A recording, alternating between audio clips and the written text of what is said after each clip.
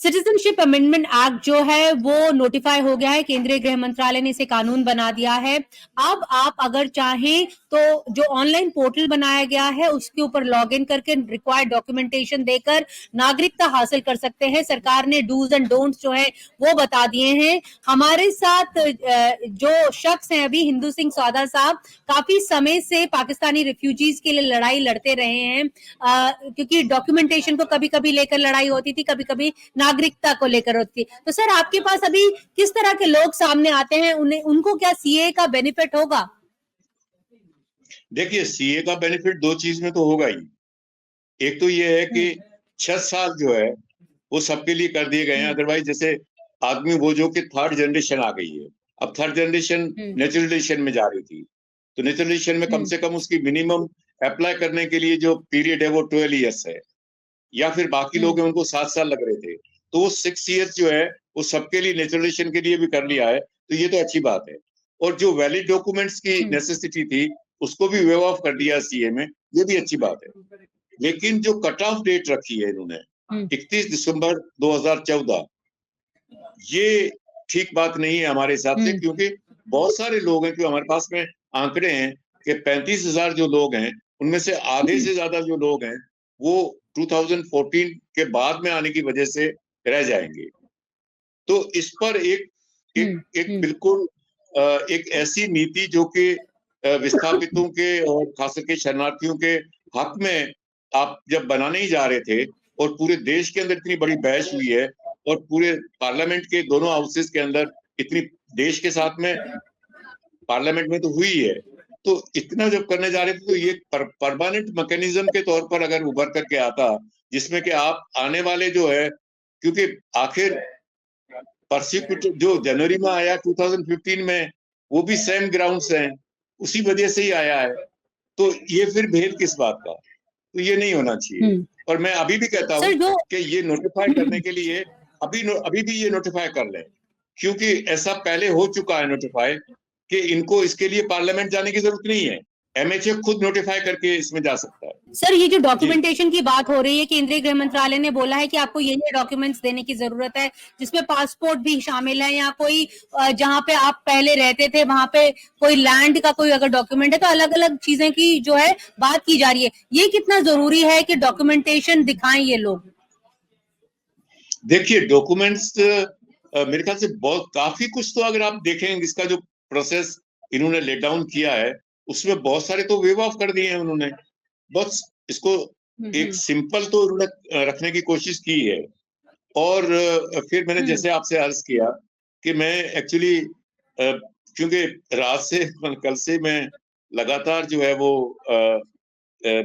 कुछ मीडिया के साथियों से बाकी उन पर मैं व्यस्त रहा, तो मैं एक्चुअली इसको पूरा, क्योंकि 53 पेजेस का जो पूरा एक डॉक्यूमेंट है उसको मैं ठीक से, हालांकि मोटा मोटा मैंने देखा है, तो उसमें तो मुझे कहीं ऐसा नजर नहीं आया कि कोई बड़ी दिक्कत इसमें आएगी। लेकिन इसमें फिर भी नहीं आएगी। एक, अगर आप जब सुझाव की बात कर रहे हैं, क्योंकि मेरे अनुभव की अगर आप बात कर रहे हैं, तो जैसे हम लोग उसमें एक्टिवली इसमें इन्वॉल्व थे बाकायदा as a member of the one official committee, जिससे मैं आज भी हूँ। तो अगर आप कम्युनिटी के ऐसे लोगों को इन्वॉल्व करते जो कि इस पर तजुर्बा रखते हैं, तो वो कम से कम उनकी प्रॉब्लम्स को आप तक प्रॉपरली पहुंचा पाते।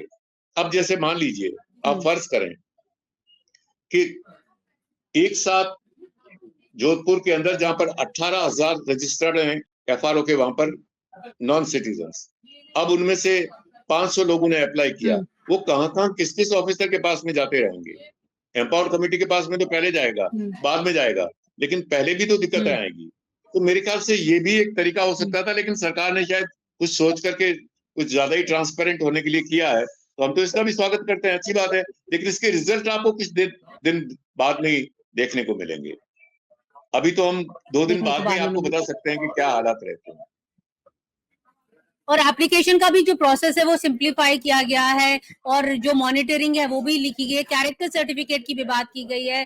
तो ये सारी जो स्टेप्स हैं, ये लोग जो आपके पास आते हैं वो मानने को तैयार हैं, खुश हैं कि वो अब आखिरकार नागरिक तो बन ही जाएंगे, चाहे जो भी स्टेप्स फॉलो करने पड़े।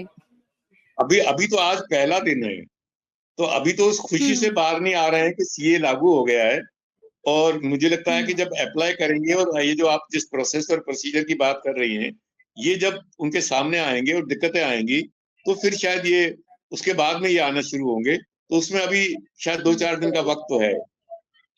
सर, राजस्थान में तो 35,000 लोग हैं हिंदू जो हैं पाकिस्तान से आए थे।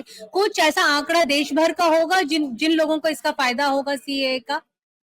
बिल्कुल है, क्योंकि गुजरात में एक बड़ा नंबर है, मध्य प्रदेश में है, छत्तीसगढ़ है, और इन सब जगहों पर मैं गया हूँ खुद भी, और महाराष्ट्र में है, फिर दिल्ली में है, और बाकी अगर आप और भी देखें तो इवन उत्तर प्रदेश के लखनऊ और उस इलाके में भी है।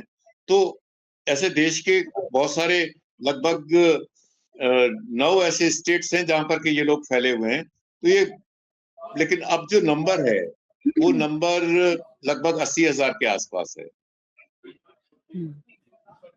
सर, जब लॉन्ग टर्म वीजा लोग लेते थे, वो प्रोसेस जो था वो कितना टाइम लेता था? क्योंकि ऑलरेडी 9 स्टेट्स में 30 डिस्ट्रिक्ट मैजिस्ट्रेट्स को पावर दी गई थी, तो कितना समय ले लेता था ऑन एन एवरेज?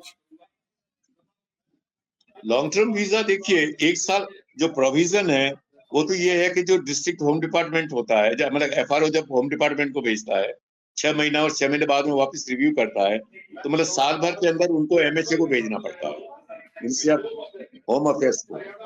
तो वो जो है पहले 2 साल का देते थे, अभी पिछले 5 साल से जो है वो 5 ईयर का दे रहे हैं सभी को।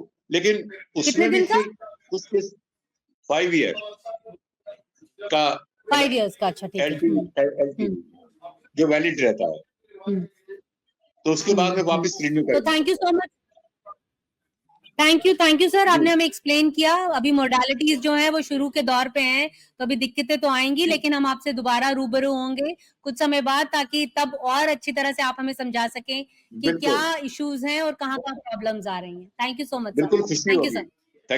Thank you.